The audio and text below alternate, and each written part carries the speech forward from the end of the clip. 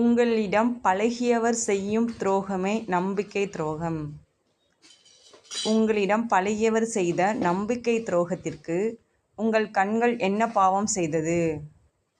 யாரோ செய்த துரோகத்திற்கு உங்களை நம்பி இருக்கின்ற கண்கள் என்ன செய்தது? உங்கள் கண்களை ஏன் கலங்க செய்கிறீர்கள்? நீங்கள் உங்கள் கண்களுக்கு நம்பிக்கை துரோகம் செய்கிறீர்கள். உங்களை நம்பி இருக்கும் கண்களை வீணாக கலங்க செய்கிறீர்கள்.